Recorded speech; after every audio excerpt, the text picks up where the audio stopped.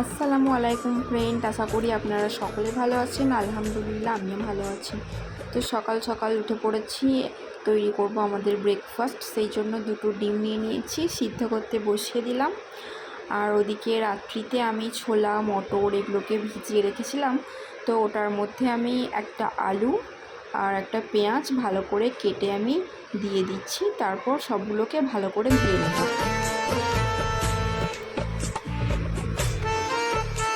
আমার ধোয়া কমপ্লিট হয়ে গেছে। এর মধ্যে সমস্ত রকম মশলা, একটু আদা রসুন তেল সব কিছু দিয়ে অল্প পরিমাণে জল দিয়ে এটাকে আমি সিদ্ধ করতে বসিয়ে দিচ্ছি।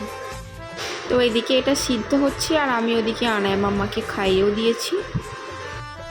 তারপর এটা সিদ্ধ হয়ে গেছে। কড়াইয়ের মধ্যে আমি একটু তেল আর আদা রসুনটাকে ভেজে এটা দিয়ে নাড়াচাড়া করে নিচ্ছি, তাহলেই এটা ভাজা কমপ্লিট।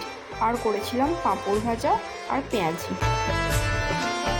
আজ যেহেতু সানডে তাই সকলেই ঘরে আছে, সবাই মিলে একসঙ্গে খেয়ে নিলাম, সকালের নাস্তা করে নিয়েছি। আর আজকে লাঞ্চের জন্য বানাচ্ছি হচ্ছে তেহেরি। তো ভালো করে আমি মশলা কষিয়ে নিচ্ছি। আর চালটা আমি ধুয়ে ভিজিয়ে রেখেছিলাম, তো সেই ভিজিয়ে রাখা চালটা ভালো করে জল ঝরিয়ে আমি মশলার আর মাংসের মধ্যে দিয়ে দিলাম। তারপর এটাকে ভালো করে কষিয়ে নিয়ে যতটা পরিমাণ চাল তার ডবল পানি দিয়ে ভালো করে রান্না করে নেব।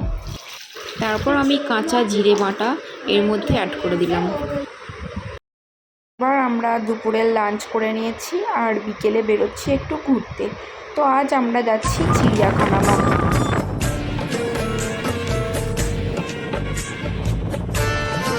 সুরাটের এই ব্রিজটা কার কার চেনা?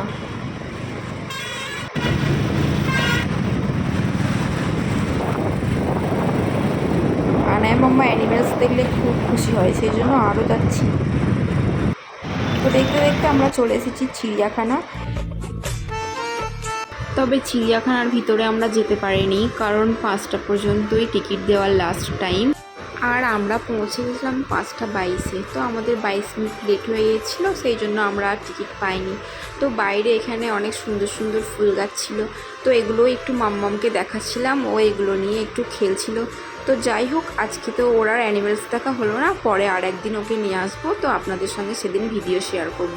তারপর ওখান থেকে বেরিয়ে আমরা একটু আখের জুস খাচ্ছিলাম, আর আনায়া মাম্মামও দেখুন আমাদের সঙ্গে একটু আখের জুস খেয়েছে।